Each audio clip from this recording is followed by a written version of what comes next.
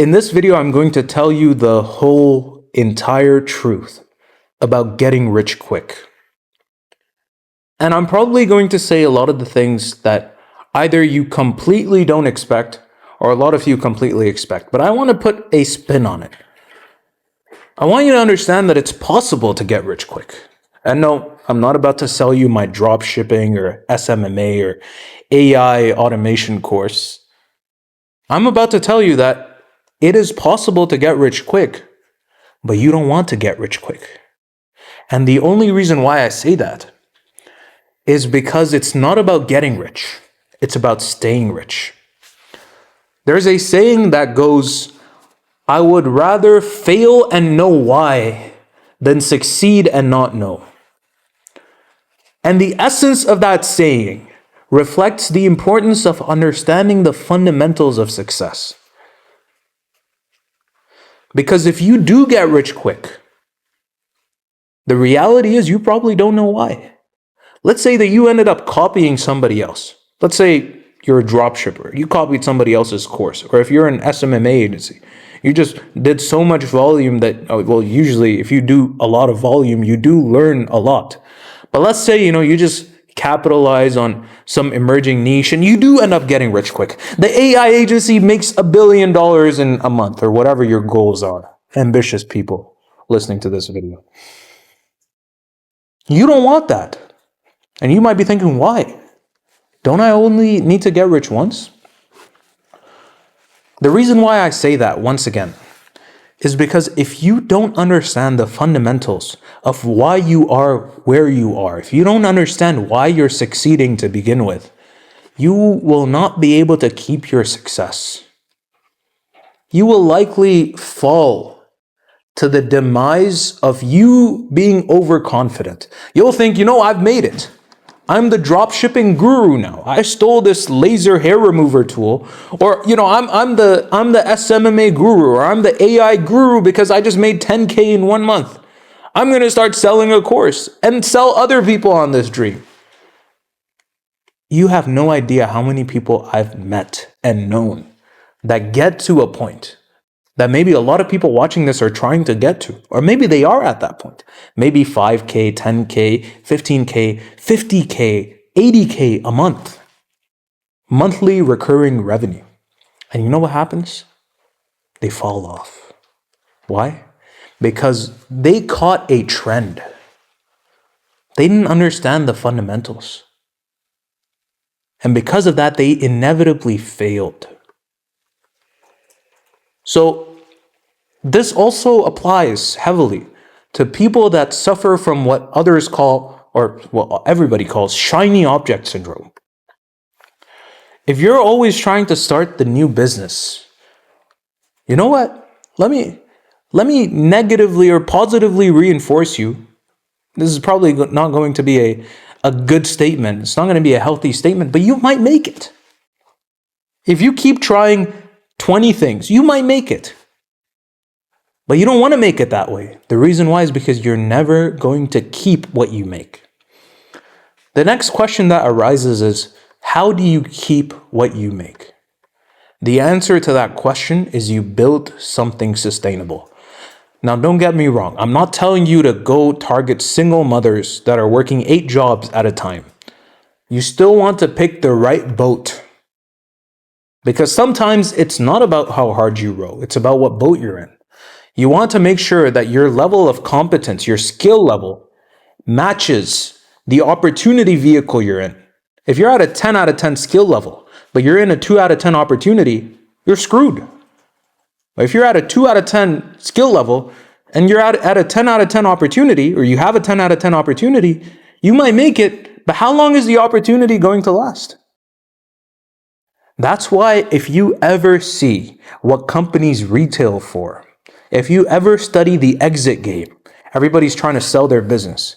And no, Jimmy, your dropshipping store isn't going to sell for $200 million. Oh, but Gymshark did. I don't care. Apex fallacy. That was a one-off scenario. So if you don't understand those fundamentals, you'll fail. But going back to the subject at hand, how do you pick something that you can sustainably grow? The answer to that is commitment. The companies that exit for the largest amounts are usually boring businesses, accounting businesses. Yes, software companies, but that took years in the making. Not fads, not trends, not products with wow factors, not AI marketing solutions.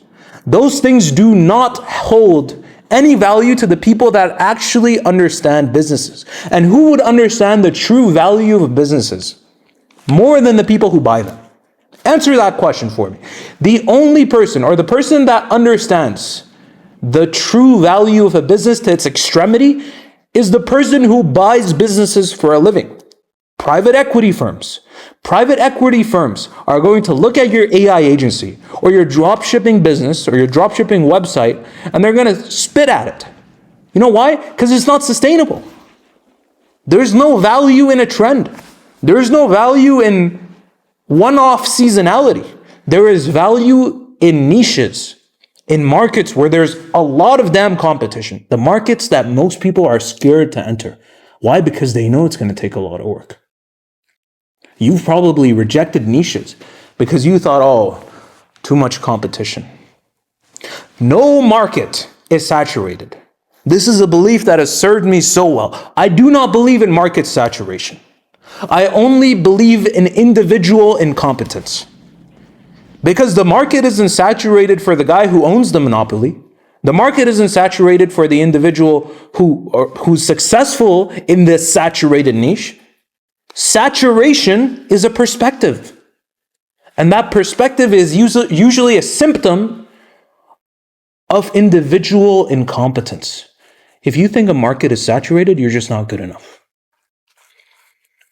So if you want to build something sustainable, if you want something that's actually exitable, you want to enter the niches, you want to enter the markets, you want to pick the play that is not a get-rich-quick play, but a stay-rich play. And those plays are exactly like stock market advice. What do I mean when I say that? If your grandma and your best friend and your uncle are telling you to buy a stock, short that stock.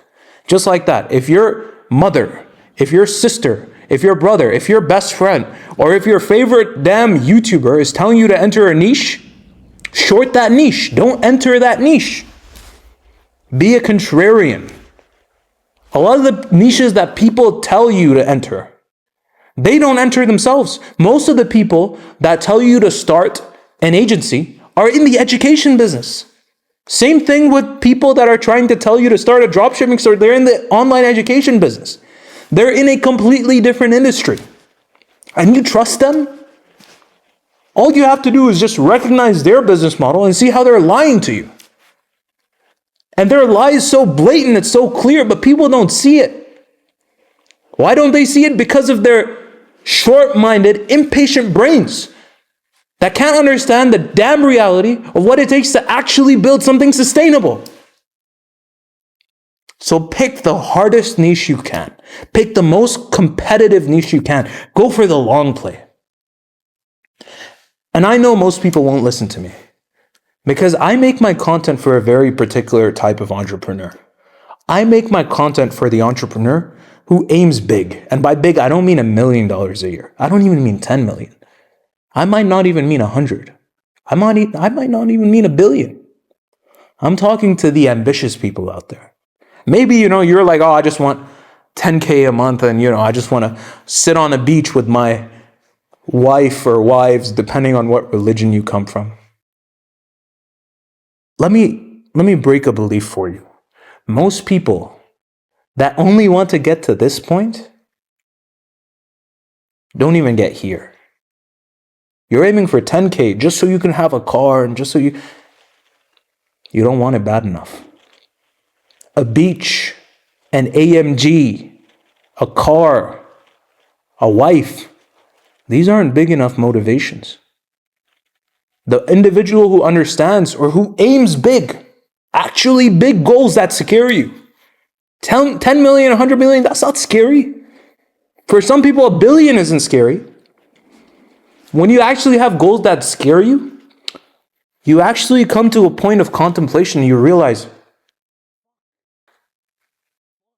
I can't pick the get rich quick scheme. I can't start the drop shipping store. I can't start the SMMA agency. Because you know what? That's not going to get me far enough. I need to go above and beyond. And so they pick the vehicles that nobody else picks. And they pick the opportunities that are not get rich quick opportunities, but that are stay rich long opportunities.